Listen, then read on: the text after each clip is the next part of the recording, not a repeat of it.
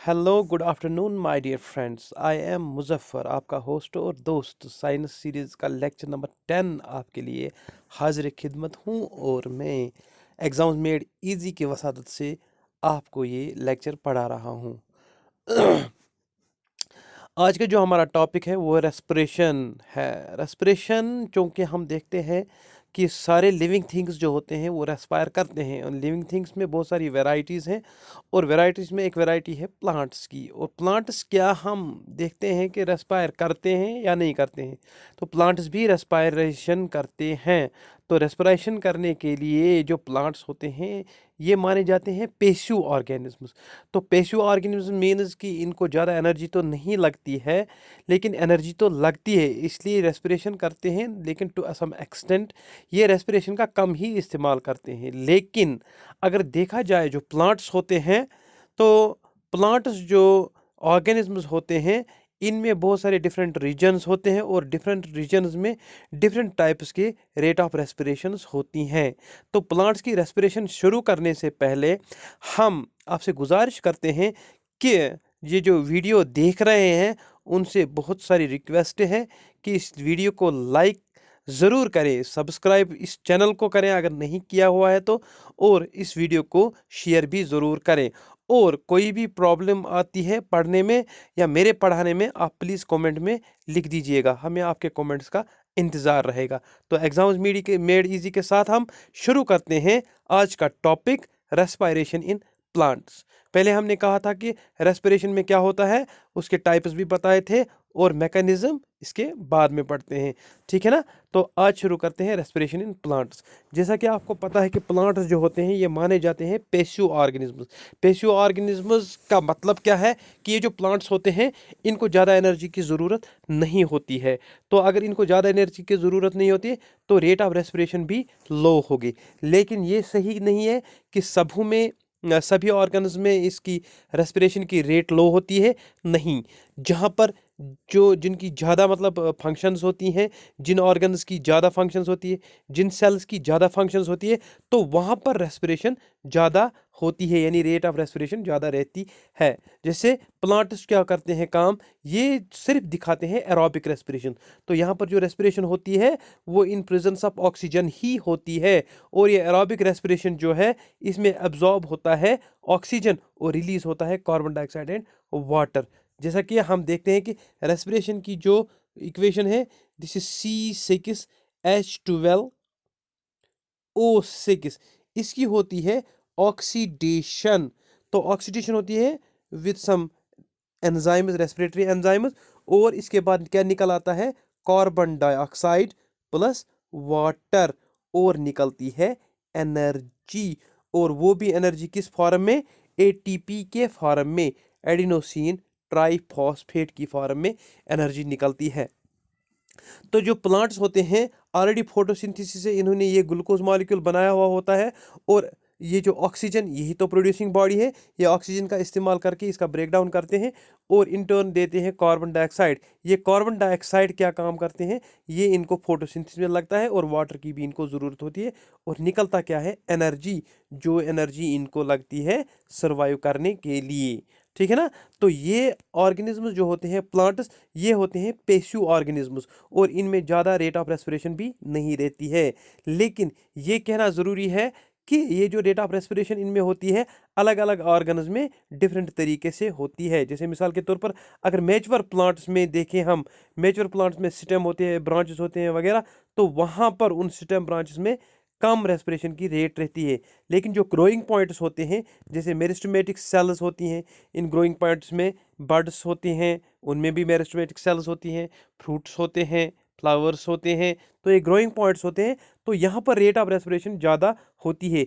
ये पॉइंट आप नोट करके रखिए कि रेट ऑफ रेस्पिरेशन प्लांट में कहाँ पर ज़्यादा होती है, तो rate of respiration growing points में ज़्यादा रहती है, ग्रोइंग पॉइंट्स।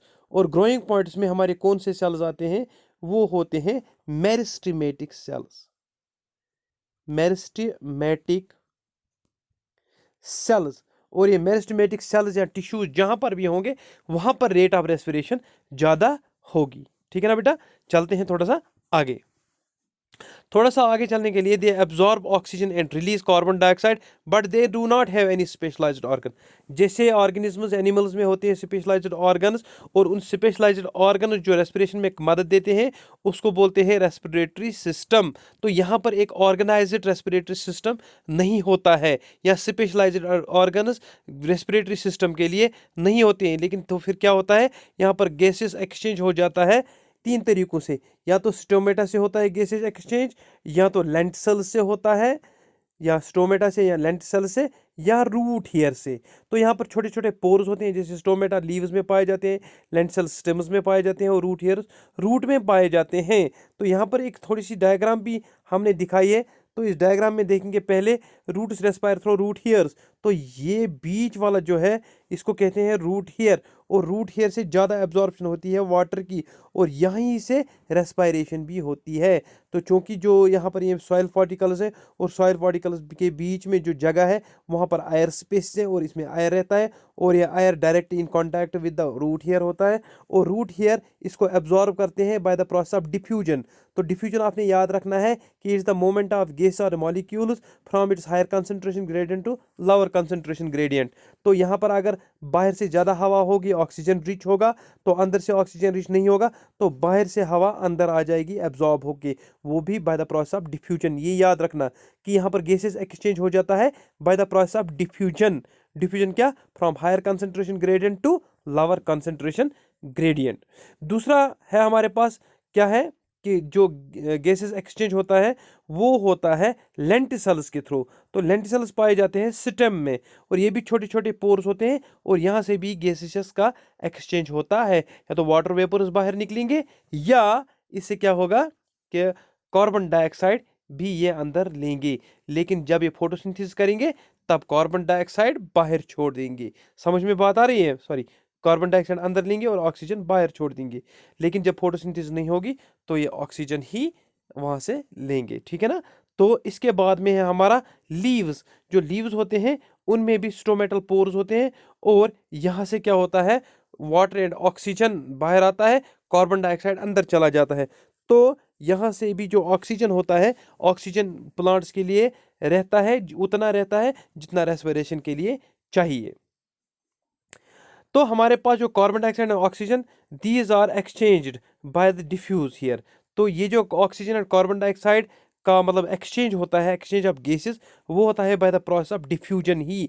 डिफ्यूजन मैंने आपसे पहले भी कहा कि diffusion is the process by which molecules diffuse, और मॉलिक्यूल्स क्या करते हैं, वो मूव करते हैं from higher concentration to gradient to lower concentration gradient. They can go into cells और away from the cells and out into the air.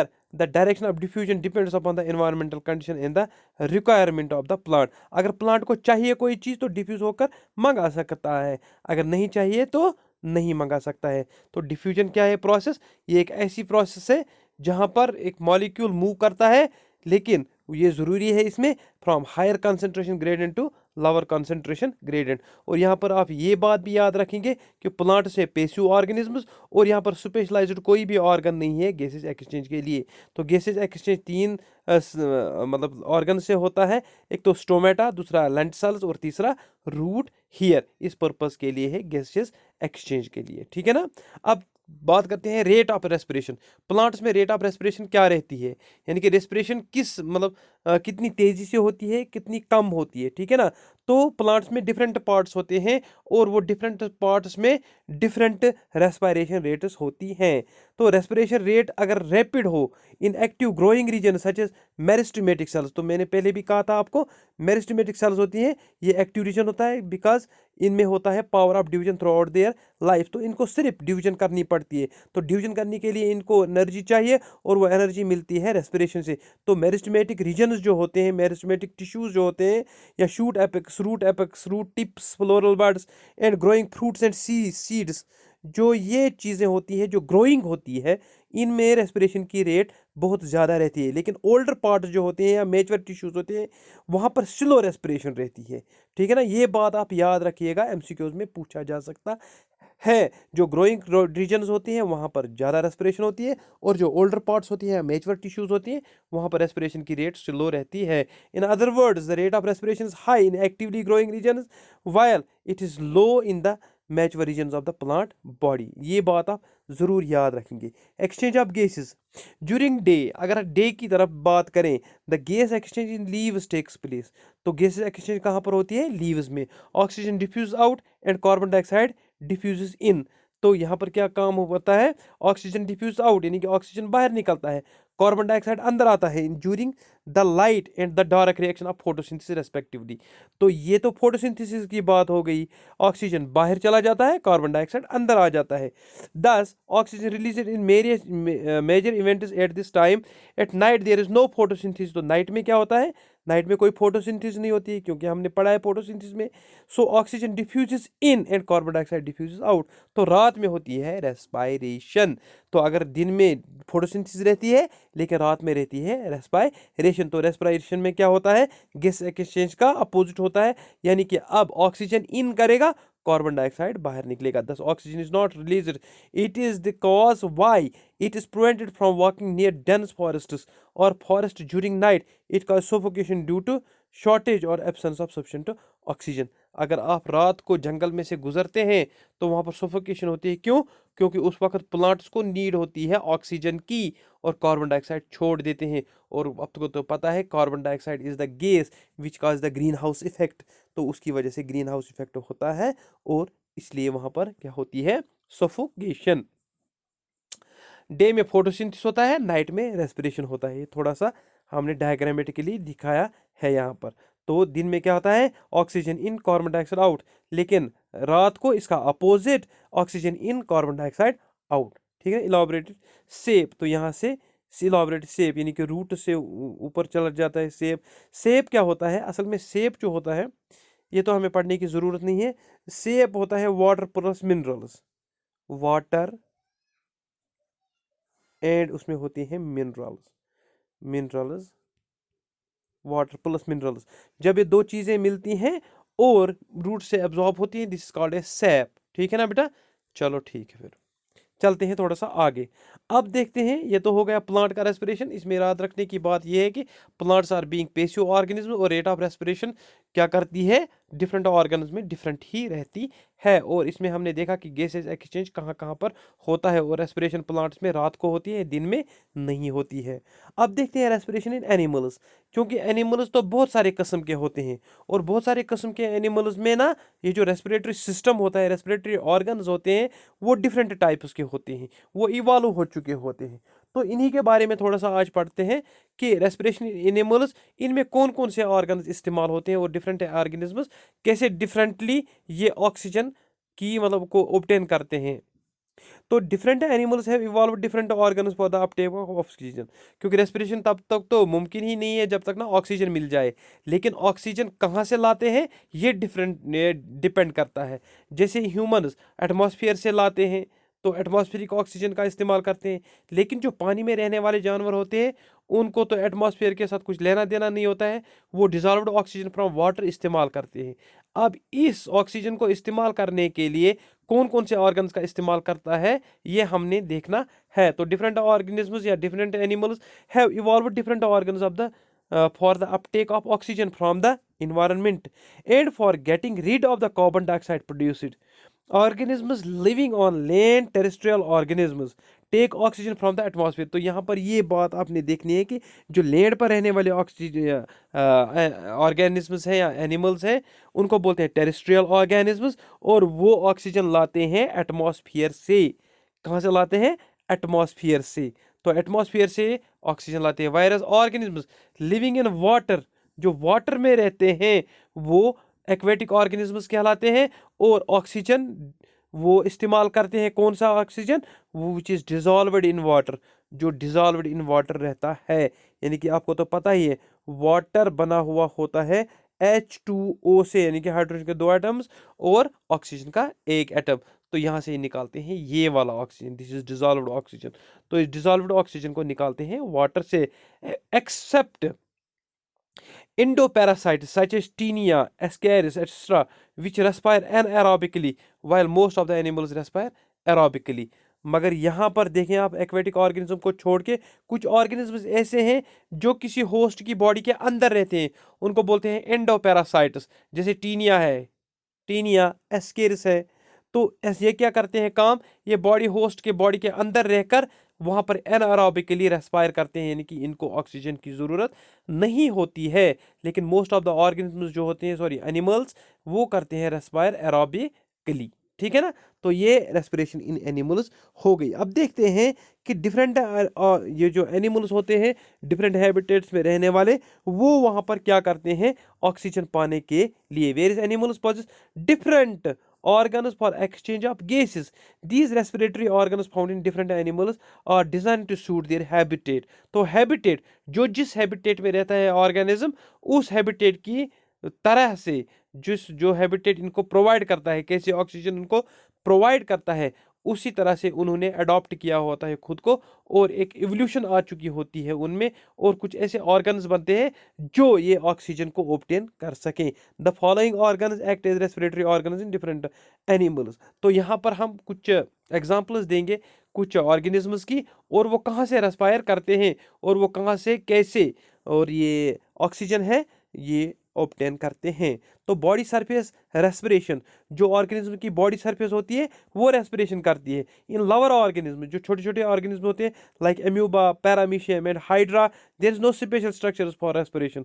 तो यहाँ पर स्पेशल स्ट्रक्चर नहीं रहता है रेस्पिरेशन के लिए, स्पेशल ऑर्गन्स नहीं रहते हैं रेस्पिरेशन के लिए। In this animal group every cell of body is in direct contact with the water, so there is direct exchange between oxygen of the surroundings water and carbon dioxide of the body cells. तो ये जो छोटे छोटे organism होते हैं ये aquatic रहते हैं, और इनकी पूरी बॉडी वाटर के साथ इन कांटेक्ट रहती है, और वहाँ पर ही ये डिजॉल्व्ड वाटर से क्या, ये जो डिजॉल्व्ड ऑक्सीजन निकालती हैं वाटर से और कार्बन डाइऑक्साइड को प्रोड्यूस करती है। Demonstrating the principle of diffusion, तो ये कैसे ऑक्सीजन को निकालते हैं इस वाटर से और कैसे अपनी बॉडी में लेते हैं, तो उसका है डिफ्यूजन ही प्रोसेस। तो यहाँ पर भी डिफ्यूजन की ही वजह से ऑक्सीजन बॉडी के अंदर चला जाता है और कार्बन डाइऑक्साइड बाहर निकलता है। This is called a body surface respiration. तो ये हो गया पहला बॉडी रेस्पायरेशन। तो बॉडी रेस्पिरेशन में आपने कौन कौन सी एग्जांपल्स देखे, एम्यूबा बॉडी रेस्पिरेशन है, पैरामीशियम बॉडी रेस्पिरेशन है, हाइड्रा बॉडी सरफेस रेस्पायरेशन है। तो ये याद रखेंगे आप, बॉडी सरफेस रेस्पिरेशन में कौन कौन से एग्जांपल्स हैं, ये पिक्यूलियर पॉइंट है इसका। Number second, skin respiration. जो स्किन रेस्पिरेशन एक्चुअल में है इसको बोलते हैं क्यूटेनियस रेस्पिरेशन भी। क्या बोलते हैं, क्यूटेनियस। तो देखते हैं आगे क्यूटेनियस रेस्पिरेशन या स्किन रेस्पिरेशन क्या होती है। इन एनिलिड्स एक टाइप ऑफ ऑर्गेनिज्म है, क्लास है, तो इसमें अर्थवर्म्स आती हैं और एम्फीबियंस में फ्रॉग आता है। तो इनमें भी गैसेस एक्सचेंज होता है, this occurs through the skin.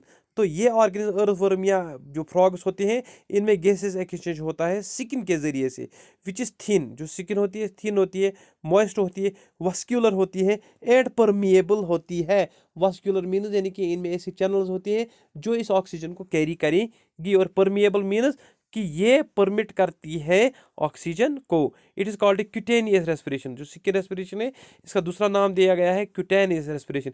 In earthworms the skin is kept moist by mucus secreted by glandular cells of epidermis. तो जो अर्थवर्म होती है, जैसे ये अर्थवर्म लिखा है यहाँ पर, इसके ऊपर से एक क्या होता है, एक सिक्रीशन होती है यहाँ से बाहर बाहर से, और this secretion is called as mucus secretion, जो इसको मॉइस्ट रखती है, बिल्कुल मॉइस्ट रखती है। तो ये कहाँ से निकलती है, कुछ ग्लैंडुलर सेल्स से एपिडर्मिस। एपिडर्मिस मीन्स ये जो बाहर की तह होती है, स्किन होती है, तो इस स्किन से निकलती है म्यूकस सिक्रीशन, और ये इसको बिल्कुल नरम रखने में मदद देती है, इसकी स्किन सॉफ्ट और वेट रखती है। Coelomic fluid and moisture of soil, exchange of gases between oxygen dissolved in the liquid layer over the skin and carbon dioxide of the blood in capillaries occur on the principle of diffusion। तो यहाँ पर भी जो dissolved oxygen निकलता है liquid layer में से वो चला जाता है स्किन में, और वहाँ से निकलता है carbon dioxide of the blood in capillaries. तो ये भी डिफ्यूजन की ही प्रोसेस है। तो यहाँ पर diffusion takes place through the thin skin of the earthworm. तो यहाँ पर ये दिखाया गया है O2 diffuses in and carbon dioxide diffuses out. तो यहाँ पर ये स्किन का लेयर जो है 0.04 mm इन विड्थ है और the blood vessels absorb the O2 and carry it to the body. तो यहाँ से ब्लड वेसल्स होती हैं। तो ये ब्लड वेसल्स क्या काम करती है, ये ऑक्सीजन को एब्जॉर्ब करती है और कार्बन डाइऑक्साइड को डिफ्यूज आउट करती है। ये तो हो गया दूसरा वाला क्यूटेनियस रेस्पिरेशन। इसके बाद है तीसरा वाला गिल रेस्पिरेशन। आपने मछलियों को देखा होगा, मछलियों में जो गिल्स होते हैं, गिल्स का काम होता है ऑक्सीजन निकालना, डिजॉल्व्ड ऑक्सीजन निकालना वाटर से। तो aquatic animals such as prawns, mussels, fish and tadpoles breathe water. वो क्या करते हैं काम, ब्रीथ वाटर, यानी कि वाटर की ब्रीदिंग करते हैं। The drawn oxygen, they drawn oxygen dissolved in water and release carbon dioxide into water. The organs used for breathing water are called gills. The exchange of gases in the gills is known as bronchial respiration. उसको क्या कहते हैं बेटा, bronchial respiration. तो जो water में रहने वाले ऑर्गेनिज्म होते हैं, जैसे प्राण होता है, फिश होते हैं, ठीक, टेडपोल्स होते हैं, मीजल्स होते हैं, तो ये क्या काम करते हैं, ये ब्रीदिंग ऑफ वाटर करते हैं। वाटर में से डिजॉल्व्ड ऑक्सीजन निकालकर कार्बन डाइऑक्साइड को छोड़ देते हैं। The exchange of gases in the gills is known as bronchial respiration. तो ये गिल्स से जो रेस्पिरेशन होती है इसको बोलते हैं ब्रोंकियल रेस्पिरेशन। इसमें से एक पाइला है, pila has both gills for respiration in water and a pulmonary sac for respiration in air. तो ये जो करते हैं रेस्पिरेशन, वाटर में रहकर भी रेस्पिरेशन करते हैं और वाटर से बाहर टेरेस्ट्रियल हैबिटेट में भी रेस्पिरेशन करते हैं, उनको बोलते हैं एम्फीबियंस। क्या बोलते हैं, एम्फीबियन। उसमें एग्जांपल हमारा है पायला, फ्रॉग वगैरह। तो चौथा वाला है tracheal respiration. Trachea means wind pipe. तो विंड पाइप से रेस्पिरेशन करना। इन ऑल इंसेक्ट्स, सब इंसेक्ट्स जो होते हैं, for example cockroach, grasshopper etcetera, centipedes, millipedes and some spiders, respiratory organs are highly branched air tubes called trachea. तो यहाँ पर क्या होते हैं, इसमें जो रेस्पिरेटरी ऑर्गन्स होते हैं उनमें बहुत सारे ब्रांचेस होते हैं, और जो ब्रांचेस होते हैं, जैसे यहाँ पर ये ट्रैकिया बना है, स्पाइरेकल ट्रैकिया, और ये ट्रैकिया, और इसके बहुत सारे ब्रांचेस होते हैं like these are called as tracheoles. और ये ट्रैकियोल्स क्या करते हैं, यही करते हैं diffusion of oxygen and carbon dioxide. इसको बोलते हैं tracheal respiration. The trachea are connected to atmosphere by minute respiratory openings called spiracles. जो ये ट्रैकिया होते हैं ये एनवायरनमेंट के साथ या एटमॉस्फेयर के साथ कनेक्टेड रहते हैं, और इनमें छोटे छोटे पोर्स होते हैं जिनको बोलते हैं हम क्या बेटा, स्पाइरेकल्स, उनको भी बोलते हैं स्पाइरेकल्स। इसके बाद में लास्ट वाला दैट इज लंग रेस्पिरेशन, जिनमें लंग्स इस्तेमाल होते हैं। जो लैंड एनिमल्स होते हैं, namely reptiles, birds, mammals, breathe atmospheric air with lungs. Their skin is not respiratory because it is impossible to minimize the loss of water by evaporation. तो यहाँ पर एक खास किस्म के ऑर्गन्स होते हैं जो रेस्पिरेशन में मदद देते हैं, उसको बोलते हैं रेस्पिरेटरी सिस्टम। तो लंग रेस्पिरेशन में स्पेशलाइज्ड ऑर्गन्स होते हैं। यहाँ पर स्किन एज रेस्पिरेटरी ऑर्गन नहीं है बिकॉज इट इज़ इम्परमिएबल। क्यों इम्परमिएबल है, इसलिए कि ये स्किन जो इम्परमिएबल होना, ये वाटर लॉस बचाता है, वाटर को लॉस होने से बचाता है। But they have cutaneous respiration too with their permeable skin. Amphibians and reptiles have sac like lungs. जो एम्फीबियंस होते हैं या रेप्टाइल्स होते हैं उनमें सैक लाइक लंग्स होते हैं with small foldings that increase surface area for gases exchange. तो इनमें जो सेक्स होते हैं, एयर सेक्स होते हैं, रेप्टाइल सेक लाइक लंग्स होते हैं, तो वहाँ पर इतनी इनफोल्डिंग्स होती है, इनफोल्डिंग्स की वजह से उनका जो सरफेस एरिया होता है गैसेस एक्सचेंज का, वो सरफेस एरिया बढ़ जाता है। Birds and mammals have spongy lungs. जो बर्ड्स होते हैं और मैमल्स होते हैं उनमें स्पॉन्जी लंग्स होते हैं। Consist of millions of microscopic capillary surrounded air sacs. तो इनमें क्या होता है, बहुत सारे मिलियंस, लाखों माइक्रोस्कोपिक कैपिलरीज होते हैं जिनमें सराउंड करिए होती हैं air sacs. This maximise the respiratory surface. तो यहाँ पर रेस्पिरेटरी सरफेसेस होती हैं। ठीक, आज का लेक्चर इतना ही। इंशाल्लाह नेक्स्ट लेक्चर में मिलेंगे आपसे फिर भी। और तब तक के लिए आप ये लेक्चर रिवाइज करें कि यहाँ पर हमने देखा प्लांट रेस्पिरेशन, एनिमल रेस्पिरेशन, और एनिमल्स में डिफरेंट हैबिटेट्स में रहने वाले डिफरेंट एनिमल्स कैसे कैसे रेस्पिरेशन करते हैं और कौन कौन से ऑर्गन्स का मदद लेते हैं। इंशाल्लाह जो आने वाला लेक्चर होगा उसमें हम ह्यूमन रेस्पिरेशन पढ़ेंगे और उसके बाद में एमसीक्यूज बिल्कुल ज़रूर होंगे। तब तक के लिए इजाज़त दें और हमारी वीडियो को लाइक शेयर सब्सक्राइब करें और एग्ज़ाम्स मेड इजी के लिए दुआ करें। Thank you very much.